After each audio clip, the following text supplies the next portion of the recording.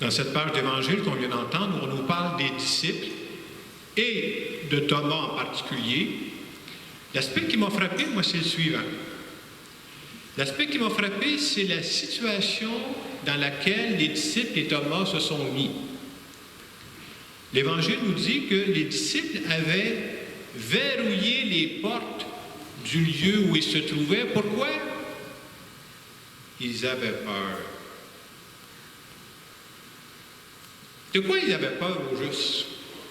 Ils avaient peur parce que, bien entendu, leur ami Jésus venait de se faire tuer, puis ils disaient, mais d'après nous autres, là, comme dirait Bernard de Rome, si la tendance se maintient, les suivants, c'est nous autres. Hey, tu fermes les portes à clé, tu ne veux rien savoir. Hein? Et c'est très symbolique ce qu'on nous présente. Hein?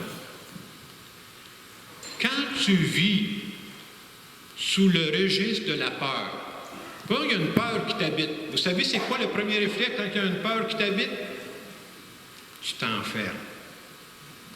Tu te coupes des autres.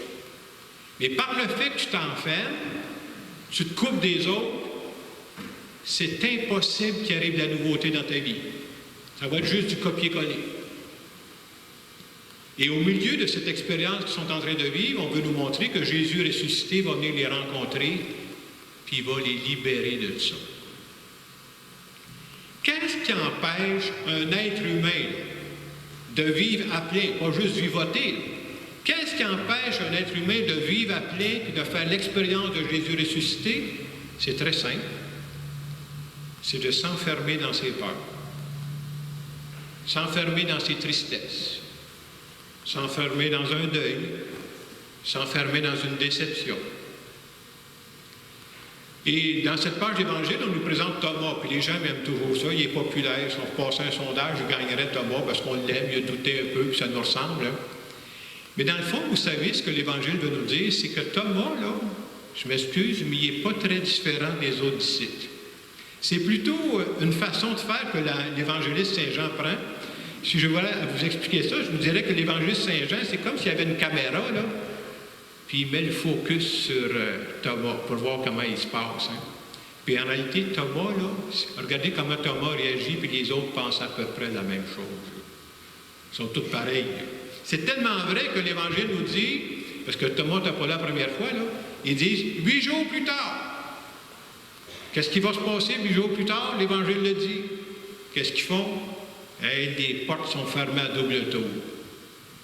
La gang de peureux sont restés peureux. Et tout l'Évangile veut nous dire que le jour où on veut vivre à plein, hey, à un moment donné, là, sortez de votre cabane, là. Sortez de votre enfermement, là. Sortez de vos peurs. Puis croire au Christ ressuscité, ça veut dire c'est lui qui m'aide à faire le passage de la peur à la confiance. On a besoin de ça, là. Et c'est lui qui nous donne ça. Moi, ce que je retiens de cet évangile-là, c'est exactement ça. Comment, comme être humain, on a besoin de dépasser nos peurs? Dépasser pour vivre à plein, là. Il n'y a jamais rien de grand qui va se vivre sous le registre de la peur. Tant que tu vas être sur la peur, là, il n'y arrivera jamais rien de grand dans ta vie. C'est écrit dans le ciel. Là. Jamais rien de grand arrive dans la vie de quelqu'un s'il n'y a pas d'enthousiasme. Et comment on fait pour retrouver l'enthousiasme quand il nous en manque, là? Bien, il faut que tu reprennes contact avec les autres et avec Dieu. Enferme-toi pas parce que tu vas mourir là, tu vas sécher là. Ah, tu vas survivre, mais tu ne vivras pas. C'est tout ce que la page d'Évangile veut nous dire. Hein? Aller plus loin que ça. Puis Jésus, quand il va arriver dans la vie de ses disciples, c'est exactement ce qu'il va faire. Il va les faire vivre une expérience qu'on appelle de mort-résurrection. Il va les faire passer de la peur à la confiance. Puis on voit ça chez les disciples, c'est tellement clair, là, de peureux qu'ils étaient. Comment tu peux savoir qu'ils étaient peureux? Hey, t'es rendu à te cacher du monde. Faut-tu que tu sois peureux, pas à peu près, là? Non seulement tu te caches du monde, dans ta cachette, là, qu'est-ce que tu fais? Tu fermes ça à double tour. Hey, c'est peureux, pas à peu près, là. Et ces mêmes gens qui étaient peureux à ce point-là, ils vont devenir tellement enthousiastes, ils vont devenir tellement convaincus et convaincants que l'Évangile nous dit qu'il y a des milliers de personnes qui vont les suivre. Tu dis, aïe, aïe, ça a l'air qu'ils se sont fait travailler. Hein? Dieu les a transformés. Et à chaque fois qu'on fait des dimanches de Pâques, on veut dire, bien Dieu, l'Esprit Saint veut faire la même chose avec nous autres. Là. Quand je préparais cette homélie, j'aime toujours trouver des exemples plus concrets d'aujourd'hui. Il me semble que ça nous aide à mieux comprendre la parole de Dieu. Je cherchais l'exemple d'une personne qui aurait pu se laisser enfermer dans sa peur.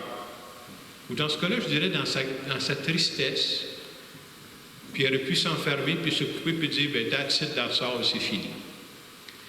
Alors, je pensais à ça, puis la semaine passée, j'écoute pas beaucoup de la télévision, moi. Mais la semaine passée, samedi soir, un peu comme après la messe, là, vers 7 heures, j'ai écouté une émission qui s'appelle En direct de l'univers. Je pense qu'il y en a qui connaissent ça. C'est avec France Baudouin. Alors, le principe de l'émission, c'est assez simple. Ils font venir un invité, ils font choisir des chansons qu'ils aimaient, puis tu repasses la vie de la personne. Alors, l'invité qu'il y avait la semaine passée, c'est Pierre Bruno. Pierre Bruno, c'est le lecteur de nouvelles à TVA, là. Alors, à travers ces chansons, on revoyait la vie de Pierre Bruno. C'est impossible de parler de la vie de Pierre Bruno sans parler d'un événement précis dans sa vie. Vous savez quel est cet événement-là? La mort de son fils Charles. Et sa femme Ginette était là aussi. Perdre un enfant, c'est une situation traumatisante. Je ne règle pas ça là, dans 15 minutes. Là. Et quand tu vis une situation traumatisante, une grande tristesse comme ça, vous savez c'est quoi le réflexe? Quand ça arrive, là, on ferme nos portes. Exactement comme dans l'Évangile. On reste chez nous, on ne sort pas parce que je ne veux plus parler, je ne veux pas rencontrer personne. Tu peux facilement t'enfermer dans ta tristesse. Mais si tu restes enfermé, qu'est-ce qui va arriver? Rien de nouveau. Je lisais un petit peu, mais je ne connais pas tous les détails. Leur fils Charles a appris à l'âge de 4 ans qu'il souffrait de leucémie. Puis après ça, il était courageux, ce petit gars-là. Hein? Il en a fait un traitement, puis un autre. Il est mort 9 ans plus tard. Puis il a tout essayé, là. Pour montrer comment c'est une grande tristesse, là, quand Pierre Bruno ou sa femme Ginette en parlent, là, ça fait des années, là, il y a encore la larme à l'œil. Mais non, t'oublies jamais ça. Mais ce qui est beau dans leur cas, c'est qu'ils ne sont pas restés enfermés dans leur tristesse. Vous connaissez la suite, hein? Plutôt que rester enfermés, ils ont dit, on va partir une fondation qu'on va appeler du nom de notre gars, la Fondation Charles Bruno. Et depuis des années, grâce à cette fondation-là, il y a des milliers d'enfants qui souffrent du cancer, que maintenant on en guérit beaucoup plus. Hein? Je ne me souviens plus des chiffres, je pense qu'il disait au début on en guérissait 5-10%, on est rendu à 75-80%. Tu dis, une chance que ces gens-là ne sont pas restés enfermés dans leur tristesse. Et moi, quand je vois des situations comme ça c'est ma foi à moi, là, je dis, Dieu est présent là-dedans, c'est hors de tout doute.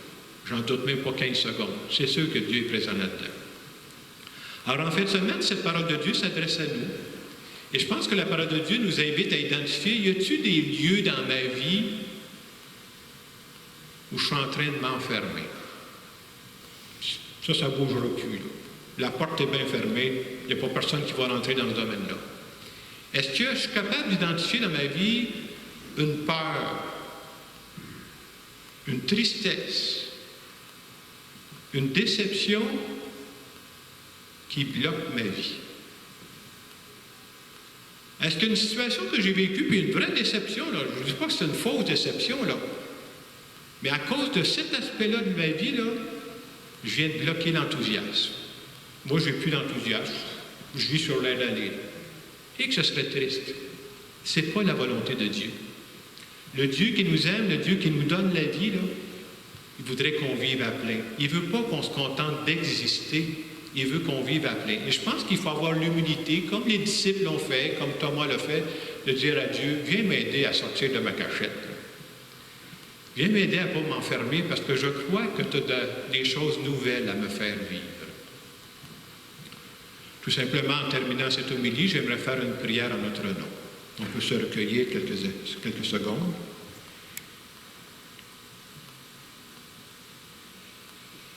Cet après-midi, Seigneur, moi, j'aimerais t'offrir mes peurs, parce qu'on a toujours des peurs, mes tristesses, mes déceptions.